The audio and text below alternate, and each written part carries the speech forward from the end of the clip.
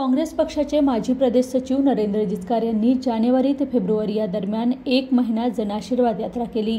मात्र या 1 महिन्यात पश्चिम नागपूरच्या संपूर्ण परिसरात पोहोचू न शकल्याने त्यांनी पुन्हा 24 सप्टेंबरपासून 2.0 जनआशीर्वाद यात्रेला सुरुवात केली आहे। या दरम्यान घरी घरी जाऊन जिचकार यांनी लोकांच्या समस्या जाणून घेतल्या।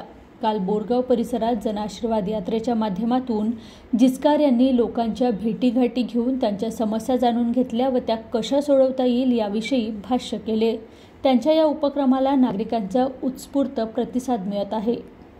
15 जानेवारी ते 15 फेब्रुवारी जी जन आशीर्वाद यात्रा झाली माझी, त्यामध्ये एक जवळपास 25 ते 30% भाग पश्चिम नागपूरचा माझा हाऊस टू हाऊस व्हिजिटचा राहिला होता। कालपासून ही यात्रा मी सेकंड फेज सुरू केली। अतिशय चांगला प्रतिसाद लोकांचा येत आहे, कारण आजपर्यंत कोणताही विधानसभेचा इच्छुक उमेदवार हा घरोघरी आला नाही, त्यांनी आशीर्वाद घेतले नाही आणि फक्त आशीर्वादच नाही तर लोकांच्या ज्या समस्या आहे, कारण 2.5 वर्षापासून इथं नगरसेवक नाही आहे आणि आपले जे ह्या क्षेत्राचे प्रतिनिधी आहे ते कुठेतरी काम करण्यामध्ये कमी पडत आहे। त्यामुळे लोकांचे कामं भरपूर लोक मला सांगत आहे आणि मी जवळपास सगळे कामं त्यांचं करण्याचा मी पूर्ण प्रयत्न करत आहे। 580 लोकांना मी माझ्या कंपनीमध्ये रोजगार दिला।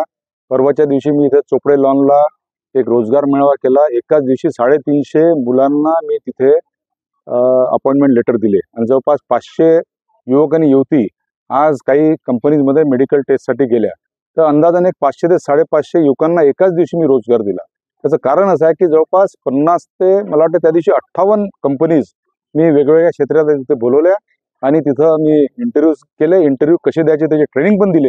त्याचा रिझल्ट असा मिळाला की बरेचसे बेरोजगार मुलं आणि मुली जे 1-2 वर्षापर्यंत घरी खाली बसले होते त्यांच्या हाताला काही काम मिळालं आणि येणाऱ्या 1-2 वर्षात एक 5000 युवकांना आणि युवतींना कसा रोजगार देता येईल त्या दृष्टीने मी प्रयत्न करणार आहे। आणि अशी परवाला जे 22 तारखेला जो माझा रोजगार मेळावा झाला त्याच पद्धतीचे रोजगार मेळावे प्रत्येक 6 महिन्यात मी करणार आणि वेगवेगळ्या कंपनीला ज्यांना युवकांची युवतींची गरज आहे त्यांच्यासाठी मी हा कार्यक्रम 6 महिन्यात एक वेळा म्हणजे वर्षातून 2 वेळा करील आणि 2-3 वर्षात माझं असं टार्गेट आहे की जवळपास 5000 ह्या पश्चिम नागपुरातील क्षेत्रातील युवकांना आणि युवतींना रोजगार मिळेल।